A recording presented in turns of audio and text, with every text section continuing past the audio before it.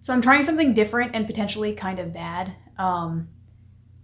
So I have recently received HIVE Book 9 in the mail, and this is actually about 3 months after the actual book came out. I read the first chapter when it was first released, so like the day the book was released, May 25th. And there was so much information in it that was really, really juicy and stuff that I was like talking to myself. I couldn't deal with the fact that I couldn't talk to anybody about it. I literally had like lengthy conversations with my mirror about what had just happened in the first like 5 pages. So normally I would do like a live read, but I figure if I'm ever gonna try doing an actual live read like on video, it had better be for this book, because I'm not gonna have as dramatic reaction to probably anything else in the rest of my life. Also, I figure it would be interesting to, you know, capture the end of my childhood on video. So what I'm gonna do is read the book and cut out all the boring bits. And if I do any like super, super embarrassing or ugly crying, you might not see that either. Or I might just decide to not post this at all. Yeah, I just bought one of those streaming lights and you can see it in my glasses. It's hilarious. Anyway, so I've already read the first chapter, like I said a couple months ago. So as I go through this, I'm going to talk about like what I thought then and all that stuff. Also, not really putting any effort into my hair or makeup for this. This is just going to be, you know, me in my pajamas or whatever. So no judgments, please. So page 1. Yeah, I'm still, by the way, in the middle of editing the Deadlock video, but it's so long that I figured I would do this while I'm awake and then do that more when I'm exhausted from reading and possibly, you know, emotionally devastated. I don't know how heavy this book is. I know a couple things in advance. I know that one person had to take an emotional break, but from all the spoilers I've heard, I don't know of anybody really important to me who dies. But then again, like, I don't know that Otto makes it. So anyway, so chapter 1, page 1, Nero is thinking about how he still misses Elena, who I, by the way, still thought was his mom. Anyway, so we know that the timeline like makes no sense, but because this is 30 years ago, and even though the timeline like number of years doesn't really make sense, the things seem to happen in the correct order. So because it says that he's in his early 20s here, I'm assuming the implication is that he started the first hive after Elena died, and then something happened to it. I don't know. I hope we find out what happened to the Iceland branch, because all of my cuckoo theories for the past 10 years have revolved around the Iceland branch. And if we don't find out what happened to it, I'm gonna be the cuckoo theory. Anyway, but so Nero is sitting in this outside this cafe waiting for a pregnant lady. And this, and I had been emotionally prepared for the possibility that Nero was Raven's dad, you know, for a very long time. But for some reason, it never occurred to me that he knew Elena was pregnant. I assumed that she was some like secret love child or whatever, or, you know, he didn't realize that he had impregnated this woman. I don't know. I just, it didn't occur to me, but this scene where it's clear that he was excited about this, just like, it actually caught my breath in my throat for a second, because it changed the entire series going back. Of course, Maximilian Nero wanted to be a dad. Like, all of a sudden this story is no longer about a guy who wants to control the future. I mean, it is. But first and foremost, I think this series is about a man who channeled his directionless paternal instinct into something that turned out to be good for a lot of kids. And I think that is very, very heartwarming as a lens to view the last several hundred pages through. I don't even know what I look like without glasses. I don't know if I'm looking at the camera or whatever, but I'm sorry, I can't do this anymore. I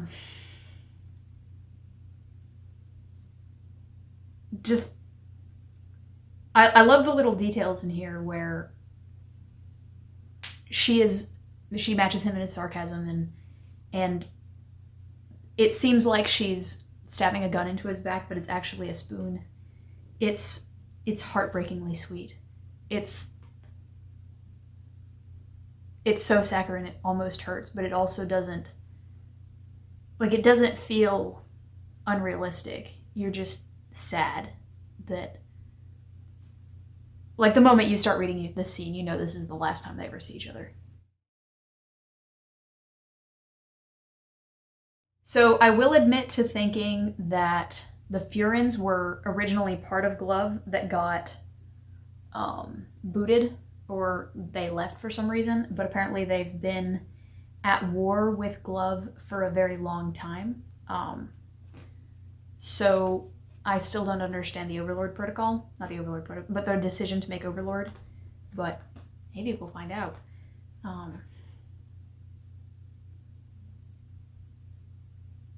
So Nero thinks that he could leave Glove, like wash his hands of Glove and then go over to the Furans, which is, it's hilarious because it's like the inversion of like the guy who leaves the, like, I've been reading Way of the House Husband, right? And in Way of the House Husband, he left the Yakuza for his wife, right? And he settled down and became a house husband and a guy who, you know, chops vegetables and cooks for his wife and all that stuff, takes care of the home. But Nero is leaving Glove, which is like a chaotic, kind of evil organization, to join the Furans, who are like, I don't know, they're the most evil people. The Furans run a boot camp for kidnapped children, most of whom end up dying. Like, anyway, I know that it's supposed to be funny in that way, but it is, I do think it's funny.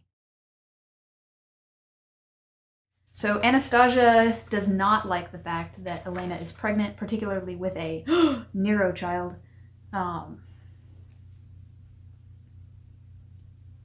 Okay, no, never mind, I'm sorry. They are going to go try to have a normal life. It's just that they kind of accept that Anastasia will still be able to find them.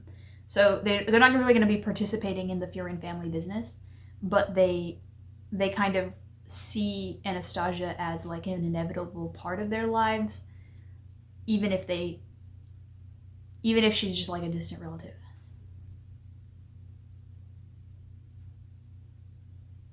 We'll disappear, go somewhere no one will find us, and build a new life together. Aww, that would have been neat, I guess.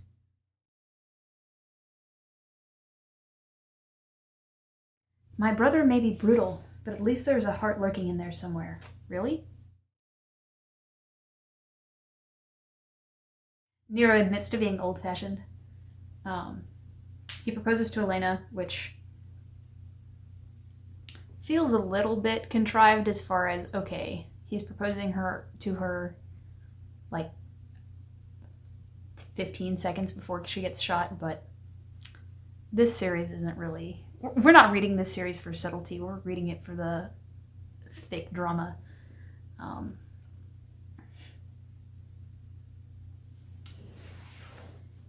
And here's the first like real editing mistake. There's some stuff in quotes that's not actually in quotes. Just for anybody that is confused by the situation, this book is published by Noodle Fuel, which is a publishing company that Mark Walton actually made himself. He broke contract to publish this. It's also like a shipping company. I don't really understand, but they sell products from China that I've been meaning to buy a couple of just to see what it's like. But so there was no actual like real editor for this. So there's some mistakes. And also nobody was holding his hand while he wrote this, but we've commented on the poor editing of this series in the past, so I'm sure there will be noticeable differences like this, but it probably won't be as extreme as it would be for another series where the editor cared in the first place. And so it's revealed that Peter is the one that shot Elena. And he is surprised. So I think it would have taken me... I think I would have not figured this out if I had not read this 3 months ago and then waited to read the rest of the book. But here's my interpretation of the situation from this point. So we know that 2 of the Furans are twins. I am assuming that it's Elena and Anastasia. Peter wanted to shoot Anastasia, but he shot Elena on accident. Elena just said that there is a heart lurking in there somewhere. He probably thought that he was doing the world a service by shooting Anastasia, which he would have been. But after this, after shooting the nice one, he probably just kind of broke as a person, which explains his utter lack of anything resembling a soul that he has for the rest of the series. Yeah. Also, I guess Anastasia is Elena's evil twin.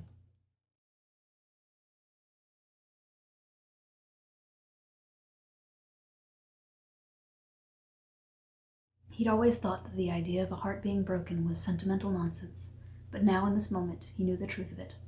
Something had been torn from his chest, something he could never repair or replace.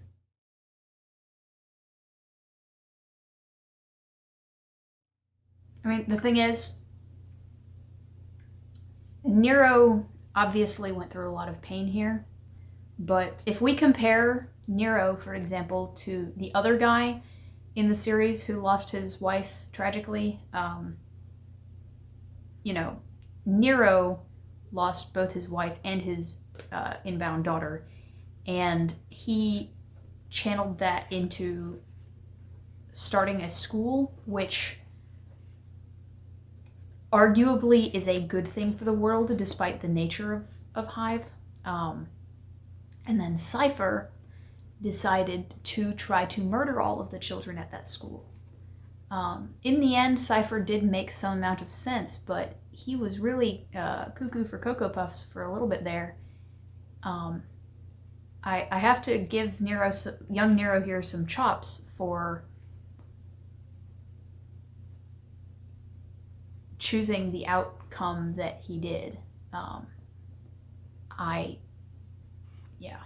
It shows something heroic in him that the direction he channeled this was, I have no child, but I have this love for children, that I'm going to put towards something useful.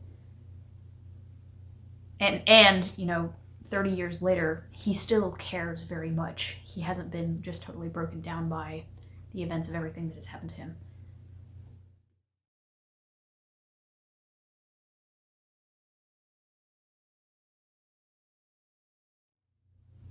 He decides to not kill Anastasia again. Back in the present, he decides to not kill Anastasia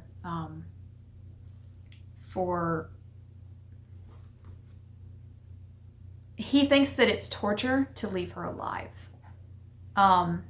Here's the thing, buddy. This woman needs to die. He's probably thinking something along the lines of, she's the last remaining member of the Furan family and the woman I used to be in love with. But, pal, this woman's body count is huge. Like, she makes all the other characters in the series look kind of embarrassing. She needs to die. And I'm not even a fan of the death penalty, but this woman has, enough connections and power that if something were to happen and she were to get out, like, it would be a bad thing. More people would die, and it would be a lot of them. Yeah.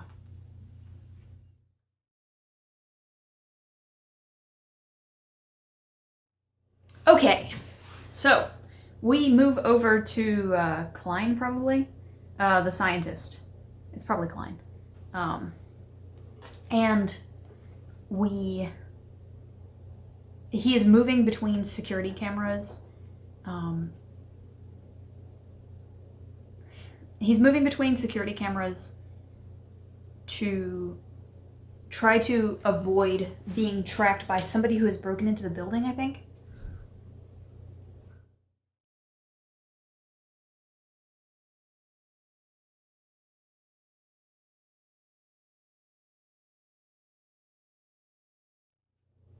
Okay, so no, it's the regular security guards, but the cradle is on lockdown for some reason.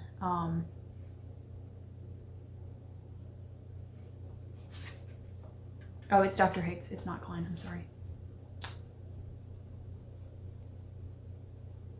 The first time I read this, I thought Control was going to be the name of one of the clones who was going to be the bad guy.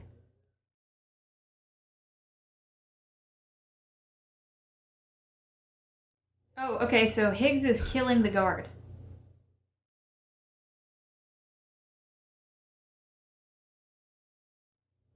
Okay, so that answers my question. I was wondering how the real antagonist knows that Higgs is there if he'd been avoiding the security cameras. I was wondering if it was like body sense, but it's actually that Higgs steps out and is no longer concealed.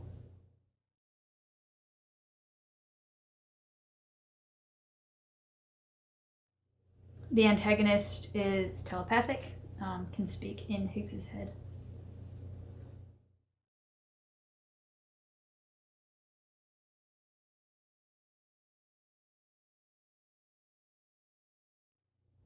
I should have looked up what Absalom means again.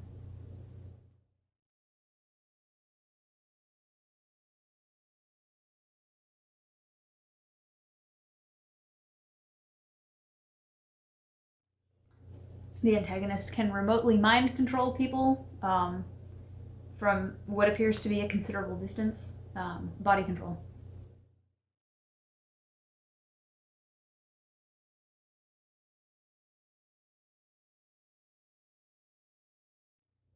I thought it was so bizarre that the narration was refusing to acknowledge the gender of the antagonist because, of course, for the past 8 years, we have all assumed that the other clones are just going to be identical to Otto with different eye colors. But then the black-clad figure reached up and released the straps at the back of their head and pulled the mask from their face. Higgs stared in horror at the teenage girl facing him. She had long, straight, bone-white hair, deep blue eyes, and a cold, predatory smile. I actually got a little ticked at this because I was like, that's not how genes work. You can't just clone Otto and get a girl version of him. That's not what she is.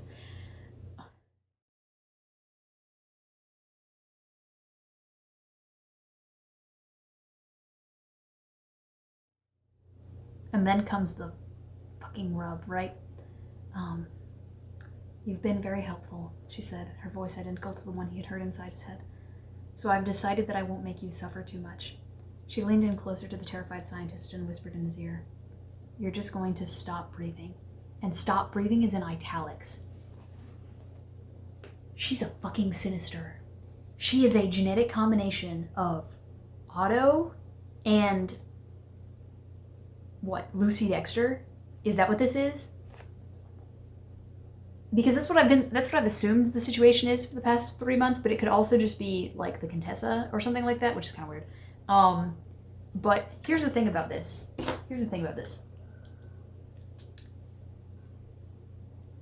It seems so Saturday morning cartoon, right? Like, oh, the bad guy for this book is gonna be the genetically combined daughter of our protagonist and some other character, right?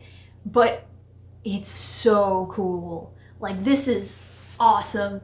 When I read this part, I was in a hotel because I was on a work trip. I stood up and I said, holy fuck. Like, this is cool as shit. The thing is, writing rules work unless you can sell it, a different way. I don't know. I always kind of assumed that the final antagonist would be Anastasia and her 13 hench Otto clones. I didn't have that whole idea like thoroughly fleshed out, but it was going to be something like that. And no, she's amazing. Like, Mark Walden has gotten way, way better at coming up with antagonist concepts as the series has gone on. The first good antagonist we had was Cypher, and then, like, Overlord was fine, I guess, but Jason Drake was boring. Peter Furan, boring. Constance and Verity, mostly pretty boring. Sebastian Trent, I almost forgot to mention him, but Anastasia, Anastasia was fantastic. Cypher was so much better in his second appearance. Anna here, A99A. Oh, that was another surprise. Like, we all thought, or I thought, that all the names were going to be in binary, so we were trying to come up with, like, how can you make other names, like, what if one of them is just named 7 or whatever? We've got 4 binary slots. It can be, you can count up to 15, 0 to 15, or just A, B, C, D, E, F. So were their names going to be, A, B, C, or alpha, beta, gamma? Or were they going to go by numbers? They're in hexadecimal. The names were never in binary. Names are in hexadecimal. Mark Walden thought through this so much better than I did, and I mean, obviously he's the writer, but he was writing other series at the same time and stuff. And we all thought, okay, has he forgotten what's going on since 8 years have passed? No, I think he has a pretty firm grip on what should happen in the series. I did hear a couple people mention that they feel like this ending is not the one that was originally planned for. And you know what? That's entirely possible. But I think it's still a good concept for the ending. I think it's a very good concept for the ending. It's been 28 minutes and I'm on page 11. Okay, but the point is, Anna is the most fucking OP character I have ever seen.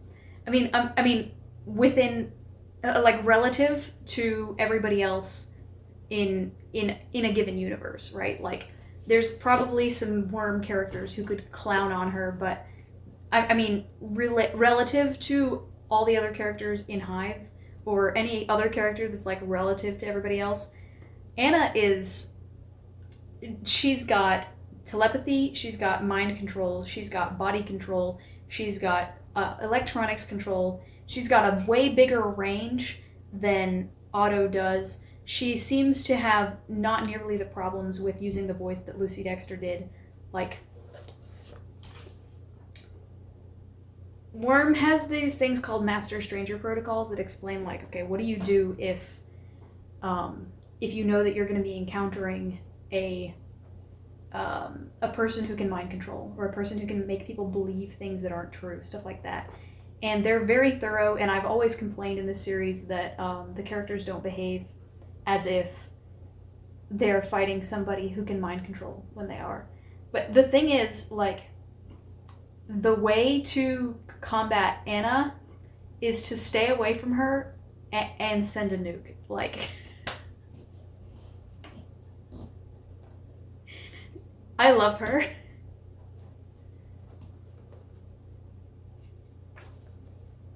I love her as long as she doesn't kill anybody I care about. And I know she probably is, because she's so heartless. Like, she just does not give a fuck about human life. Oh, by the way, this is gonna have profanity because it's just my stream of consciousness. Sorry.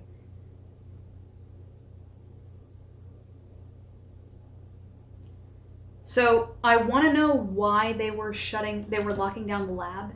Is it because they saw that she was waking up, or what?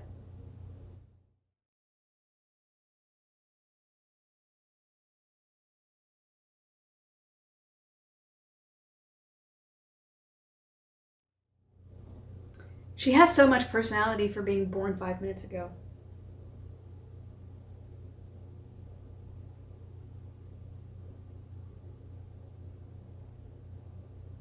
Oh my god, she can even use the sinister voice through telepathy.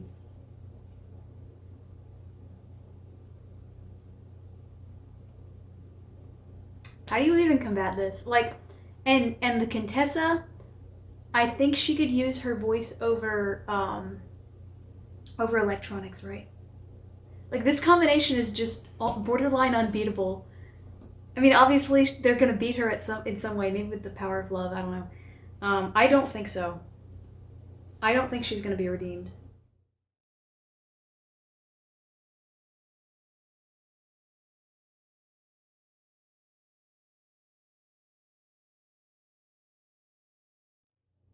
Oh, she can also kill people by touching them.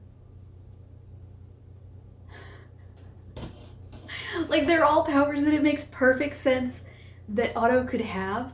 Like, if he trained really, really hard for a really long time. She's just got him.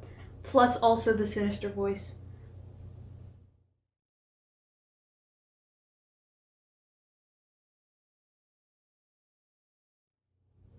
Oh shit, I should be keeping count of her kills. Okay, so she killed the guard at first, then she killed Higgs.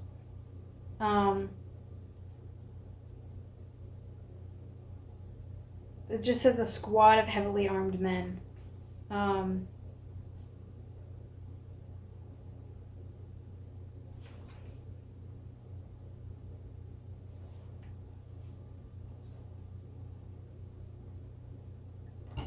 We can call him 10, so she's at 12 kills.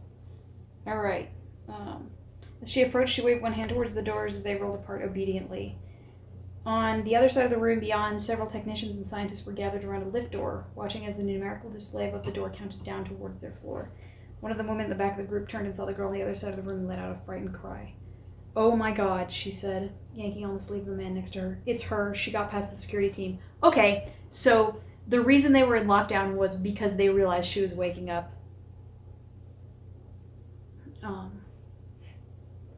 Okay, so here's Klein. Question is she going to kill these people? I don't think she does. "Please, there's no need for violence, I assure you." "Well, that's a shame," the girl replied. "You see, I'm rather fond of violence." She's subtle as a brick, isn't she?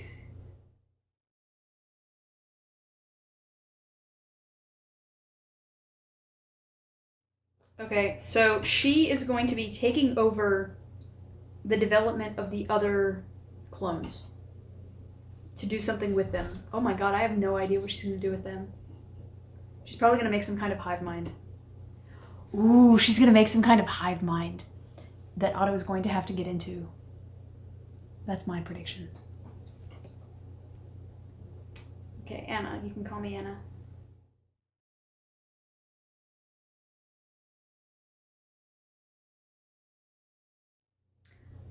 So we cut over to the scene where Otto and Laura are sitting watching the grappling training, and I think it's hilarious that, you know, for the first several books the kids were in the grappler cavern all the time, and somebody was probably watching them during all of their activities.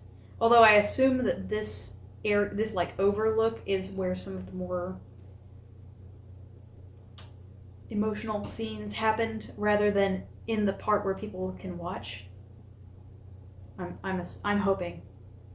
I'm thinking about the beginning of book 6 in particular, but also other scenes.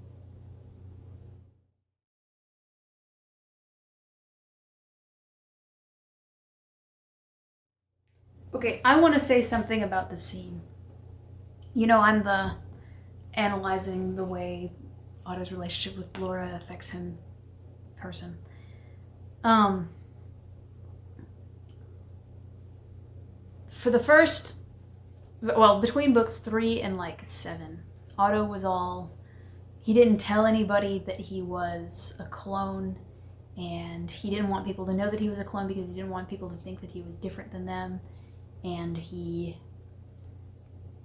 didn't tell anybody about Overlord, even though that would have been like OPSEC, that would have been really great if people knew about it and all that stuff. And then he was also really insecure about the fact that he wasn't human and all that stuff. So the thing about this scene,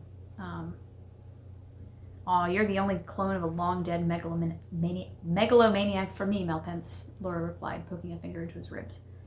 Hey, there's nothing wrong with a non-traditional upbringing, Otto replied with a smile. Besides, it could have been worse. I could have been Scottish. The thing about this is it tells us that Otto is over all that shit. He is moved on. He is joking about his cyborginess with his girlfriend. Good for him. Like, honestly, really good for him, because the thing is, this only takes place a couple months after Bloodline. But for most of us that are reading this, it's 8 years later. This scene tells us that for the last 8 years, Otto Malpence has been happy. The last time a book had a happy opening was book 3.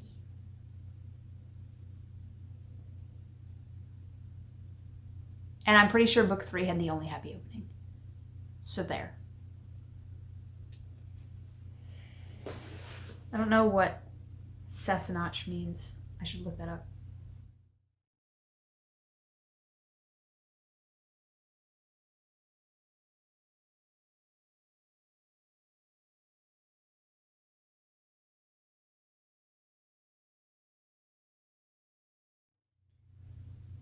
Okay, so we have to talk about HIVE conversations. So there was this old fanfic that I cannot find for the life of me, that I should probably try to go on the Wayback Machine and try to get my hands on, that was originally on the forums. And it was basically just like text. It was a script of a text conversation. It didn't have paragraphs. It would say like a character's name in all caps and then colon and then a line, right? And apparently it got what was called the Mark Walden Seal of Hilarity. I read it in probably 2011.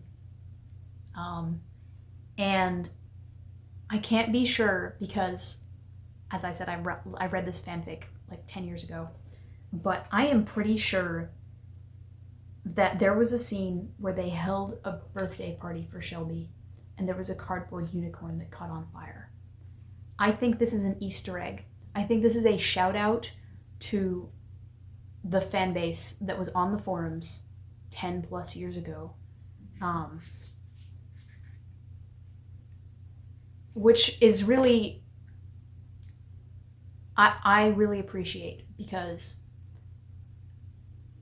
we were all afraid when we found out about this book, because the first 6 books came out 6 months apart. Bam, bam, bam, bam, bam. And then now Mark Walden has started a new company and he wrote an entire other series and all that stuff. And the question is he writing this because he cares, or is he writing this because he wants people to shut up? And I think that whatever happens in the rest of this book, the fact that he put in this Easter egg about a fanfic that was on the forums that is only supposed to be appreciated by the very small subset of people who will remember this tells me that at least Mark Walden truly does care about Bloodline and about us and these characters.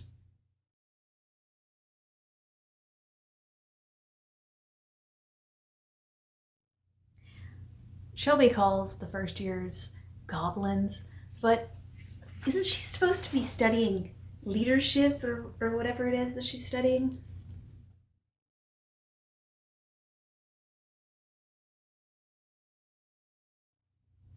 I don't really understand the timeline here, because there's brand new first years, but the 6th years here are studying for their finals.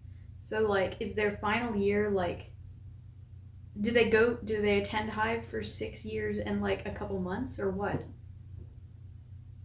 What is this?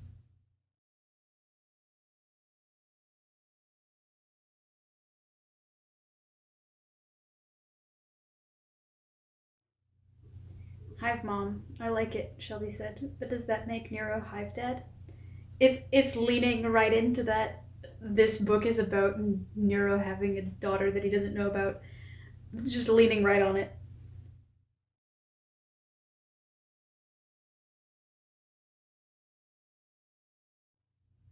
I think it's hilarious. So Hive Mind makes what I assume is a joke that Nero mentioned that he had some new motivational techniques that he was keen to try out, something to do with low-level neural reprogramming using intensive localized shock therapy, which is kind of funny, but also, like, that's literally what Anna does.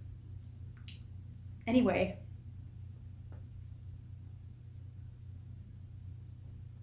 She can also read at the same pace as Otto.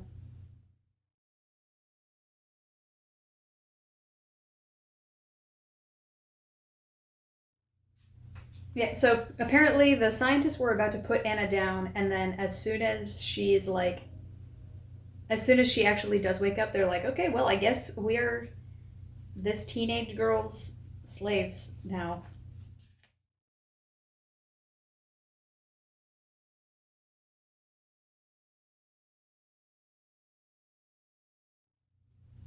So I guess Overlord was not made public to the disciple scientists, even though they told the people of Glove about it, or at least the Glove Ruling Council. Klein doesn't know about Overlord.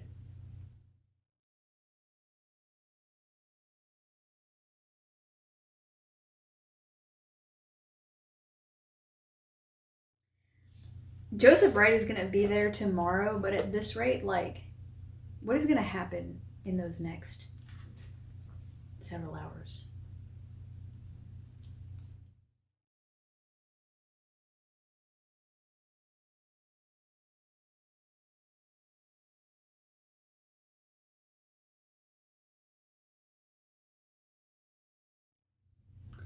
Natalia says, boys and their toys, but she literally carries around, like, lightsabers, and she's obsessed with them.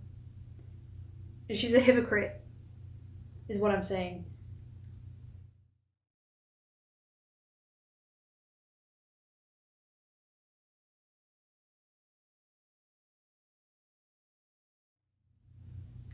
Nathaniel is still flirting with Raven.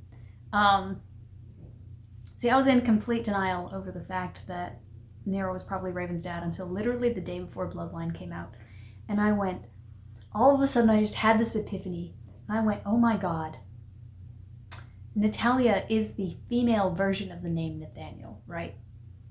So, in other words, she was named after him. And yet, this man is still flirting with her. Unknowingly, his granddaughter. It's so gross, but it's like, it's just the right level of squick that you know they're not actually going anywhere with it. Like, you know that the love story is not actually going to be, Raven and Nathaniel. But I honestly wonder whether, like, Mark Walden was just trying to poke fun at the Naven thing, where he was like, okay, you guys shipped Raven with her own dad for 15 years. I'm gonna make her actual grandfather flirt with her.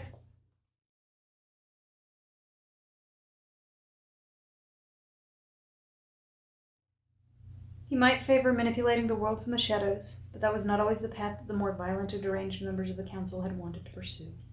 His leadership was grudgingly accepted most of the time, but he was acutely aware of how precarious his position would be if the other members of the council sensed even the slightest hint of weakness. Okay, so he is keeping Anastasia alive out of sentimentality because apparently he's been killing, like, the ruling council left and right. So he's willing to kill the ruling council, but not Anastasia Furan.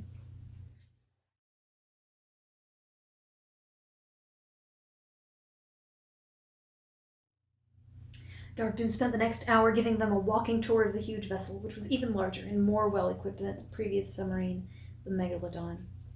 Now we just need a name, Dark Doom said, as he stood beneath the huge curved bow of the sub. The overcompensator, Raven muttered to herself under her breath. Dick jokes.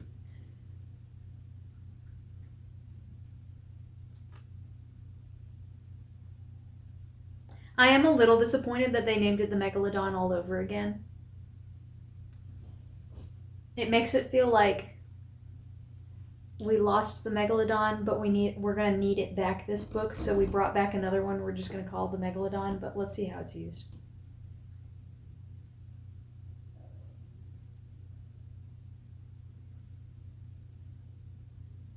Oh my god, Nathaniel is still flirting with her.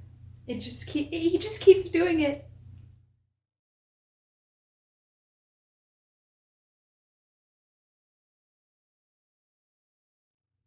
Alright, we're finally past the bit that I read already, I think. Alright, Joseph Wright. Are you gonna develop a personality? I actually used this guy as a villain in my Weaver Dice campaign because nobody knows who he is. He had a submarine, and his supervillain name was Mr. Wright.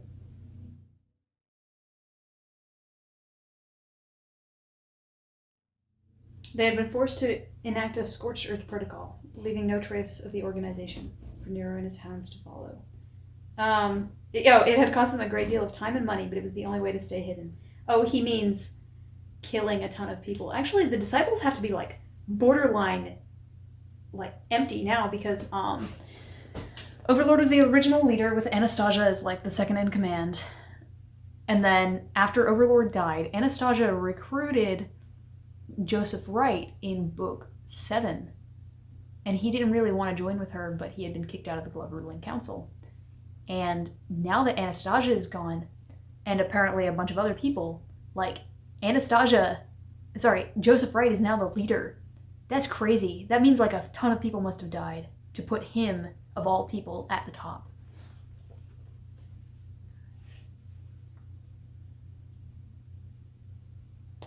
Okay, so it does say that this is the first generation of Malpence clones. So that means that these are not extra kids that Overlord made. This is a new batch that Anastasia made.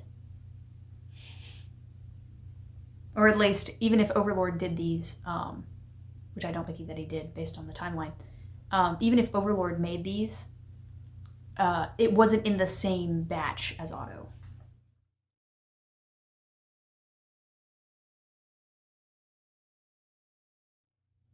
Sure, this building that is just a long staircase that leads into a closet with a couple of coat hooks, it's definitely nothing special.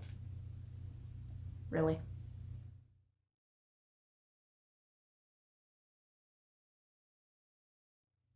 Okay, so apparently Joseph Wright had this conversation about this facility a couple of years ago, which means that they must have co-opted it from Glove. Otherwise, this doesn't make sense, and it's a plot hole.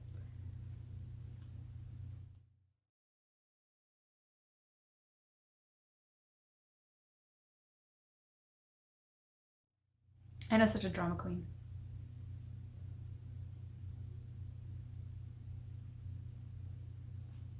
Okay, so originally she was not supposed to have any sinister voice, but they added in a little extra. They're stupid.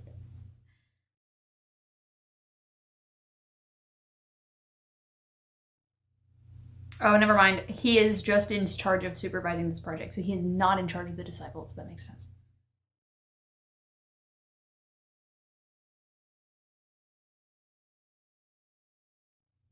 Oh my gosh, Franz is actually trying to lose weight. I'm so proud of him. They had all been astonished by the change in Franz after their return from the Glasshouse mission. The junk food binges were gone, replaced by multi-hour sessions at the gym. The change in his appearance had been dramatic and rapid. Where there had once been an overweight boy, there was now an increasingly athletic young man.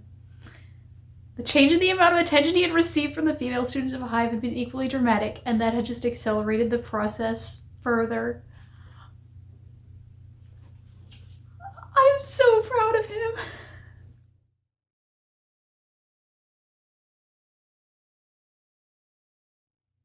I thought I'd met some devious villains in the past, but then I started studying the stock market.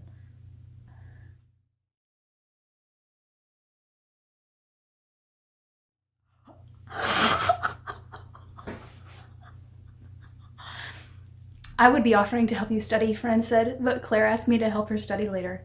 I thought you were helping her study yesterday, Nigel said, looking slightly confused. No, that was Clara.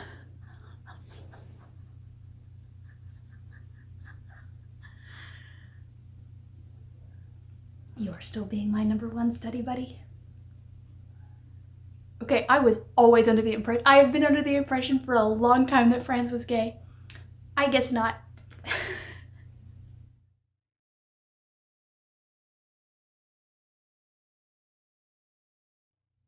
Okay, so they do have access to the internet. Otto wanted to watch Ray of the Saucer People, but we outvoted him and it's Night of the Moon Spiders instead. You interested? I would love to, but I'm helping my study partner tonight, Fran said, ushering Laura into the room. Which one, Louise? No, it's Claire tonight.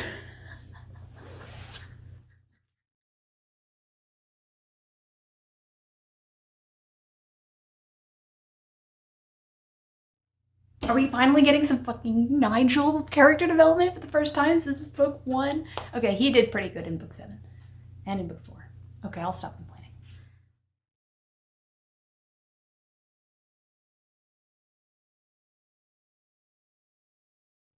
I was right! Girl, I was right. Okay, I got into this argument so many times. I had a lot of time to think while we were locked up in that hole, and I came to realize something. Nero's not training us to take over the world. He's training us to make sure that people like Anastasia Furan never do. Are you trying to tell me that we're really the good guys? No, of course not. But I think I'm starting to understand what Nero's been getting at all along. There's not really any such thing as good guys and bad guys. There probably never was. He's not training us to fight evil. He's training us to fight chaos. I was right.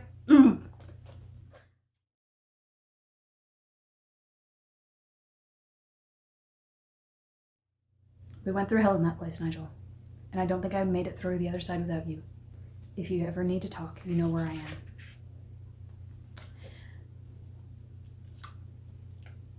Mark Walden giving us everything we want with the, telling us how the kids are doing other than just the couples and all that stuff.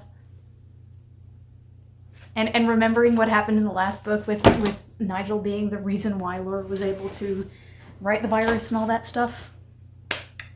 I'm so happy. I had to step away. I don't know how much more I'm going to do, but I do want to at least finish chapter 2.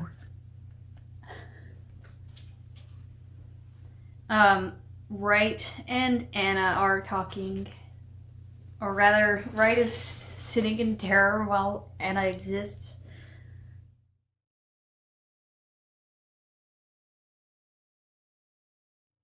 Okay, so something woke her up.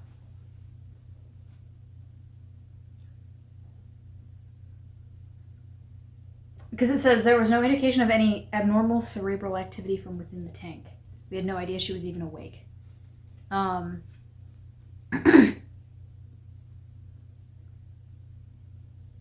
okay, so I think they added some extra, and that caused her to wake up. But why did she wake up instead of, all of them?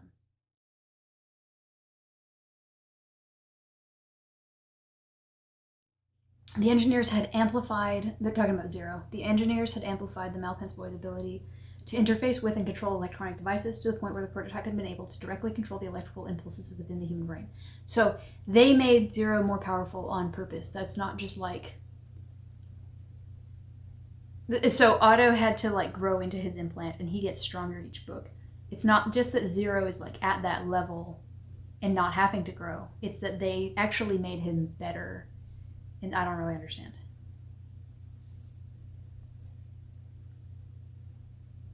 But only one person at a time and only for short periods.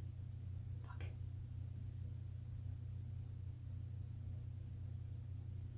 But none of the work they had done explained why Anna's powers seemed to be so much more potent than any of their previous experiments. She could order a dozen men to murder their squad mates. Okay, so 12, so her total kill count is 14. Men they had trained and worked with for years, and there was no telling what the true limits of her abilities might be.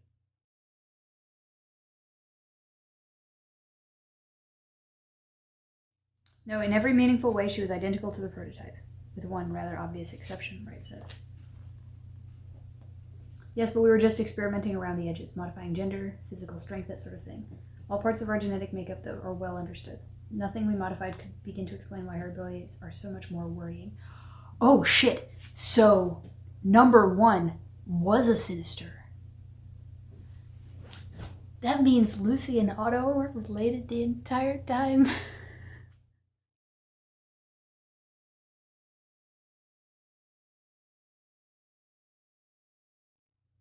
I've been talking to your systems. That drive didn't just contain a new encryption key, it was carrying an invisible passenger.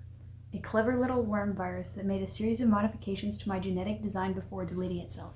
Okay, so somebody, probably Anastasia, wanted to create a genetic combination of number 1, or Otto, and a sinister, but didn't... But, like, if it was Anastasia, why not... If it was Anastasia, why not just tell them to do that, since she was in charge of this anyway? And it says, a clever little worm virus that made a series of modifications to my genetic design before deleting. The only time we ever hear about worm viruses is in the context of Laura, but obviously she did not do this, like, not even a question. Other people who maybe been able to do this would be like Cypher or Zume, both dead people who would definitely not want to do that. Pike, also literally no reason to want to do that. We have actively, we trust him, at least in this regard. We know that he would not want to do this.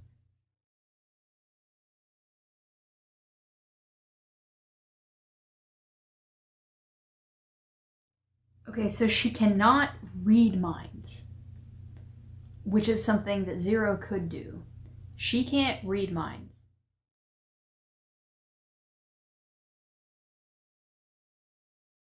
Joseph and I will be leaving now, Dr. Klein.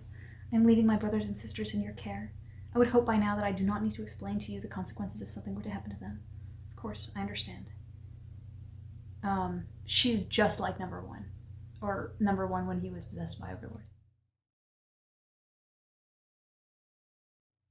Oh, buddy. Come along, Joseph. We're going to have so much fun together. Ugh.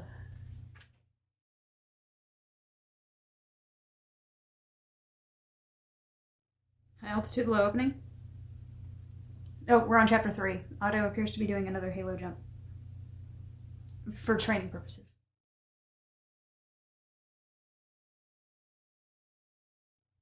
Okay, so they're still using the ISIS suits, and they still consider the ISIS suits to be, like, good enough. Didn't they use something else for the Glasshouse mission? Or they used just, like, they just improved the ISIS suits?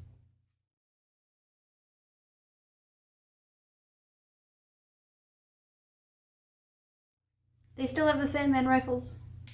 I like those.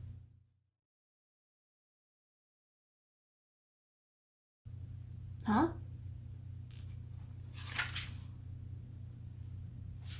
AF1. What's AF1? Alpha... I don't know. I mean, it's not Air Force One, but... Confirming non-lethal rules of engagement. We don't want to jeopardize our relationship with the locals. Who are the locals? Where are they? I assumed they were just on the island, but I guess not.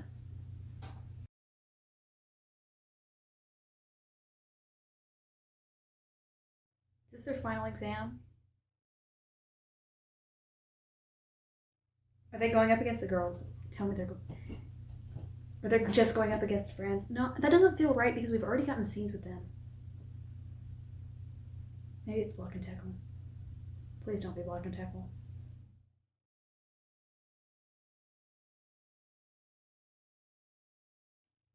Inside was a small stainless steel case covered in a fine layer of frost.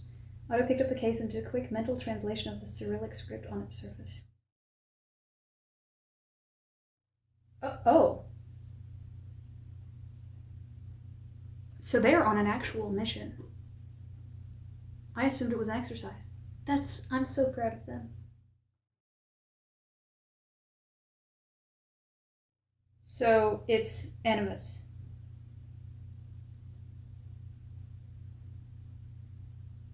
They're getting Animus. Oh my god, no. Hey, you know what? At least we're getting everything. We're getting the sinister voice. We're getting Overlord's little girl clone. We're getting Animus.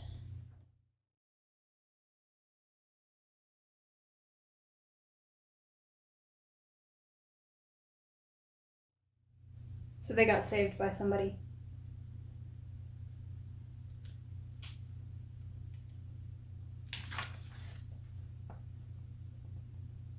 Oh, it's friends.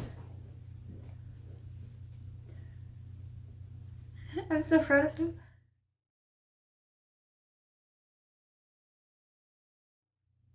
His English is also getting better.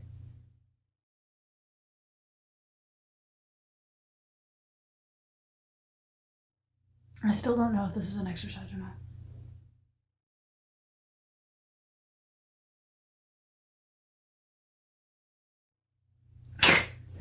Okay, it's an exercise. Good. Oh man, that sucks for them though. They're so good, and yeah, and they're not good enough, because even though they're probably way better than most other alphas that have graduated, you know, they know that they have to be able to defend against bigger threats.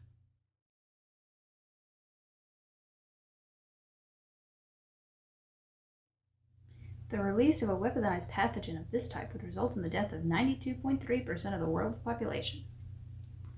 Oof. Oh no! Why do you think I threw Fanchu's suit malfunctioning into the simulation? Because you know I wouldn't be prepared to leave him behind. Exactly, Francisco said. One life versus, what was it again? 92.3% of the global population, a total of approximately 7.1 billion. You'd better learn how to make the hard calls, because the world we operate in doesn't leave much room for compassion. You're ruthless or you're dead, 9 times out of 10. Oh no, who are we sacrificing?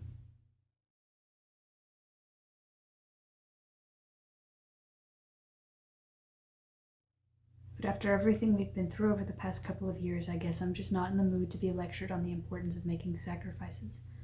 That's one lesson we've all had to learn the hard way. Where's Penny? Where is Penny? What are we gonna do when we leave Hive? Well, if you were asking what my specific plans are, well, I haven't had the faintest idea. I suppose I could go into banking. You are many things, but you're not that evil.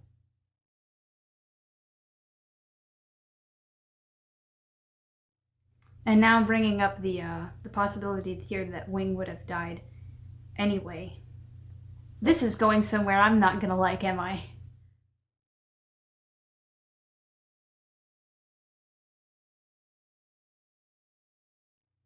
They're so mean to Nigel.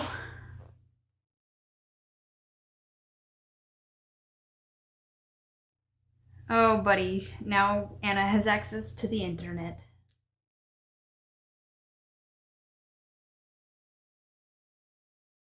Say nothing. Just put us on the ground as close to those buildings as you can. She's gonna let the helicopter get blown up.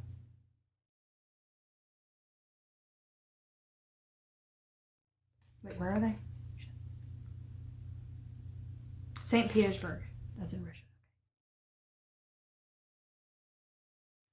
So where Otto had to spend a couple hours reading books in Japanese to learn Japanese, she can just reach into somebody's head and learn their entire language. That explains how she knows English, but Jesus Christ.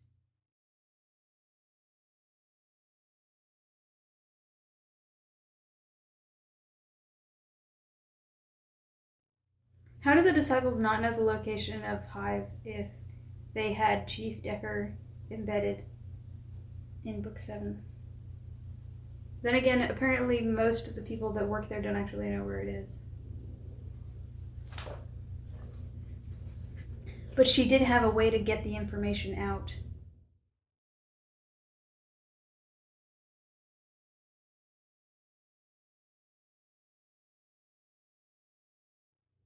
Oh shit. So Flack found the location of the previous Hive at the end of Book 8. Now Anna's going to get into the CIA. No, I have no idea where this is going.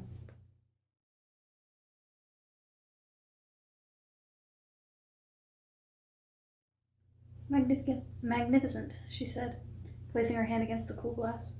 So much power, so much potential, and they keep you locked up in a cage. She talks to the computers.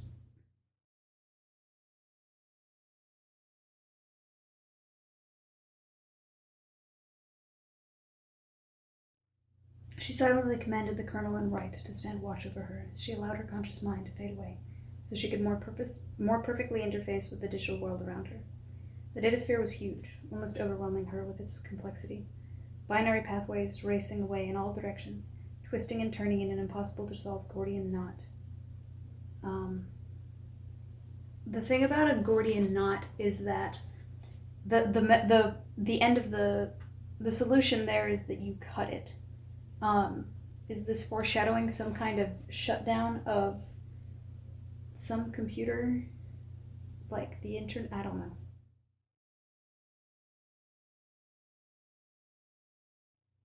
She was suddenly aware of the whole great game of espionage that was being played out around the world all at once.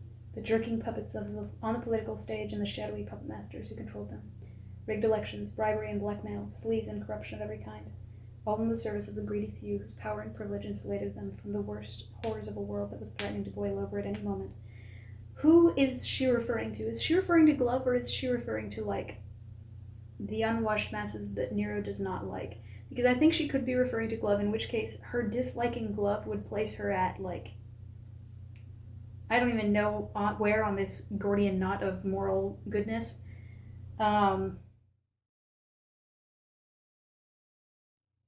She is disgusted by it. She found one interesting detail, though, a crack in HIVE's armor of secrecy.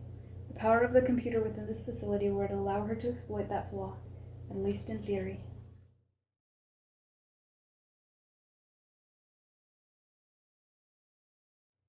Anna searched for what might have been an eternity or a millisecond. It was impossible to tell within the confused relativity of the data space.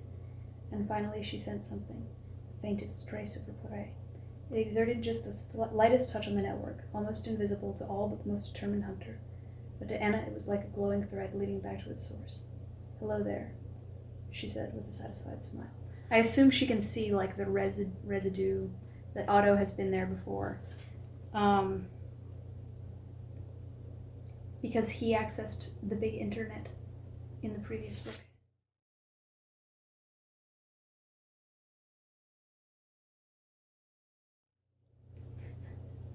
We have realized that by, Tackle glanced down at the paper again, exhibiting needless aggression towards you, we have just been externalizing our own inner pain. Which is bad, Block said, and can have a negative effect on your ability to center yourself.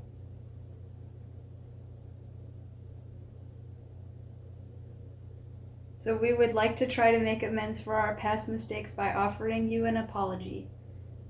Great. Apology accepted. Right wing? Mm-hmm. Good, thank you. Who's next on the list? This book is hilarious. Until it's gonna break my heart to a million pieces, because the only way I can actually assume this is gonna end is with Otto sacrificing himself to avoid having to sacrifice somebody else. That's because, like, after the Lucy incident, the sacrificing other people thing is, like, Otto's trigger phrase, you know, and we've brought back the sinister voice, so he wants you to be thinking about the Lucy incident.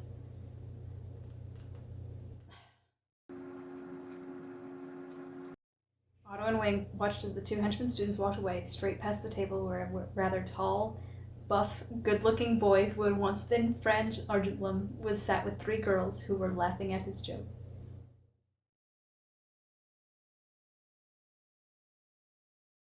She found him.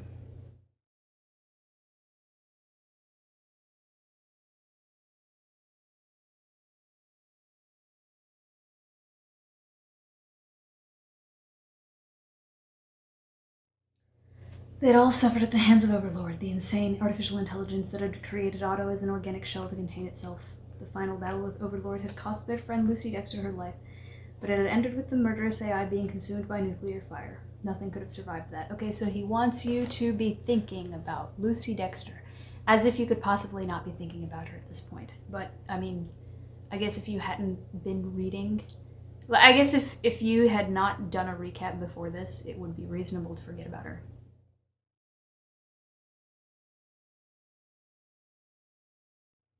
Okay, so white blue light. Is Anna gonna be white blue?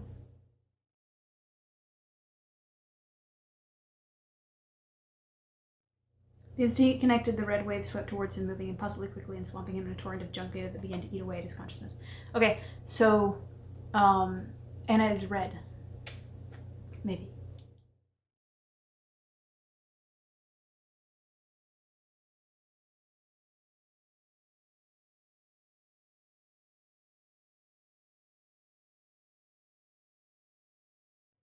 Okay, well at least she didn't kill Hive Mind.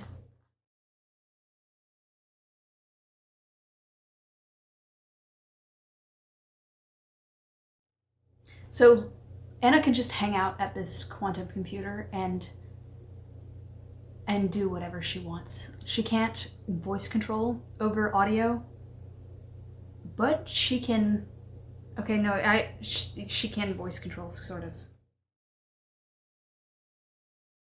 Inside his head, Otto found himself sinking deeper and deeper into a bottomless red void. There was no up and no down, no way to orient himself in the way he normally would while he was in the data space. This was something different. This realm was not under his control. This was someone else's kingdom. She wasn't raised as a regular child, so she's not so attached to concepts like up and down and being able to see things. Like he sees the digital scape as like a city. She probably doesn't, because why would she? It's so peaceful here. He turned to face a hideous, rotting monstrosity shambling towards him. Just stop fighting. Lucy? Sleep. He found himself buckling under the power of Lucy's whispering voice as she reached out a skeletal hand, the flesh cold as she touched his face. There's no point fighting. Just give in and we can be together again.